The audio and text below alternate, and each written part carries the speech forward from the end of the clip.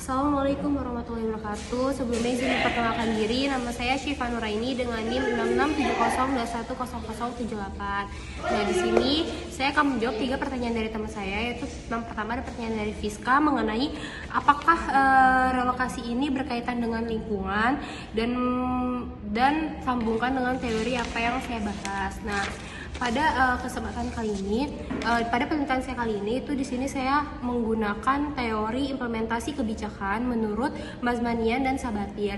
Yang dimana menurut Mazmanian dan Sabatir ini teori kebijakan implementasi kebijakan itu sendiri terbagi menjadi 3 dimensi. Nah, pertama tuh ada dimensi policy stakeholder, yang kedua itu ada policy environment, yang ketiga itu ada public policy. Nah, untuk menjawab pertanyaan dari Fiska mengenai apakah ada keterkaitannya dengan lingkungan, itu mungkin akan saya sambungkan kepada dimensi kedua, yang dimana policy environment, yang dimana dimensi ini tuh mencakup tentang lingkungan kebijakan. Nah, lingkungan kebijakan ini berupa aspek sosial, ekonomi, bahkan seni budaya dan emang lingkungan di alamnya yang ada gitu tuh. Nah, mengenai penelitian saya kali ini tentang perbandingan konflik kebijakan publik yang ada di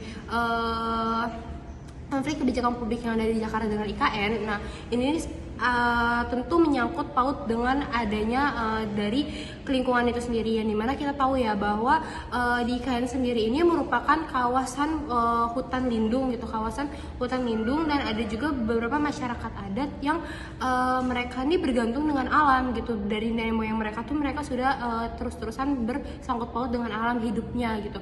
Nah, dengan adanya pembangunan ruang publik di IKN ini tentu akan berdampak merusak kepada alamnya itu sendiri, kepada lingkungannya itu sendiri. Nah, di dalam implementasi kebijakan yang menurut Mazmanian dan Sabatir ini, implementasi kebijakan itu akan berhasil jika memenuhi 3 dimensi tersebut gitu. Nah, jika salah satu dimensinya saja tidak terpenuhi, maka implementasi kebijakan tersebut tidak dapat dianggap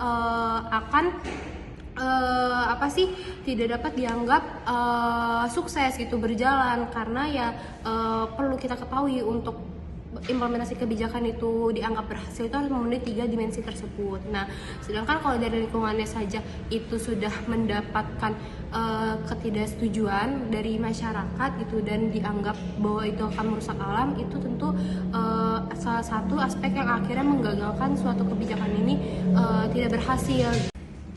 Oke, di sini selanjutnya saya akan menjawab pertanyaan dari Akif, yang dimana bertanya mengenai teori yang digunakan, hasil analisis dan dimensinya seperti apa. Nah, antara teori, dimensi, dan hasil analisisnya itu sebetulnya sudah dijelaskan pada saat saya presentasi, dan sebagian juga sudah saya jelaskan pada saat tadi menjawab pertanyaan dari Fiska. Nah, mungkin di sini saya akan menjelaskan tentang dimensi yang pertama dan yang ketiga. Nah, dimensi yang pertama itu ada policy stakeholder, yang dimana dari teorinya implementasi kebijakan Mazmanian dan Sabatir ini, policy stakeholder ini kan itu mencakup pautnya tuh beberapa aspek ya. Yang pertama tuh ada aspek dari pemerintahannya, terus ada aspek dari NGO, LSM, dan dari masyarakat sekitarnya gitu, maupun sektor swasta. Nah, jika implementasi kebijakan tersebut yang terjadi dalam pembangunan yang ada di Jakarta maupun IKN ini banyak pertentangan dari LSM atau masyarakatnya gitu, tentu kebijakan ini dianggap belum berhasil gitu dalam menetapkan implementasi kebijakan tersebut, karena perlu kita ketahui ya, pemerintah tuh butuh yang namanya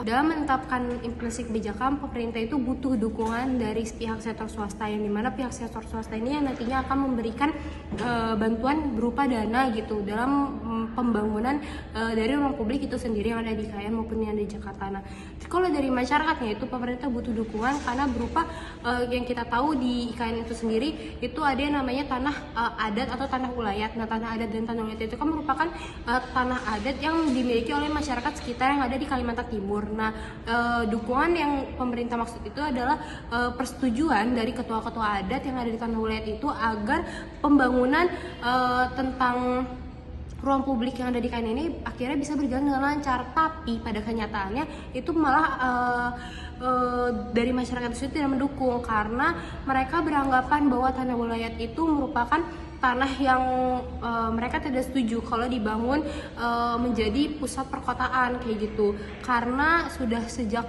nenek moyang mereka itu mereka tinggal di sana, hidup di sana, dan bahkan mungkin tanah tersebut itu sudah menjadi kayak sakral bagi mereka itu sendiri gitu.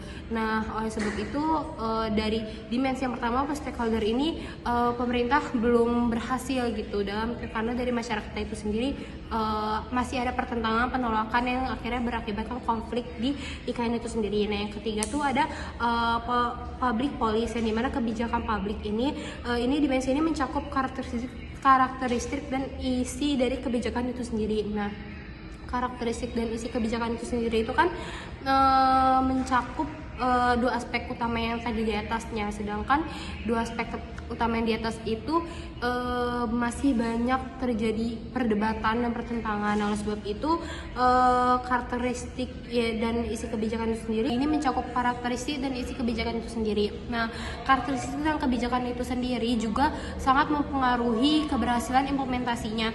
Mas Mani dan Sebastian menekankan bahwa kebijakan harus dirancang dengan jelas dan konsisten.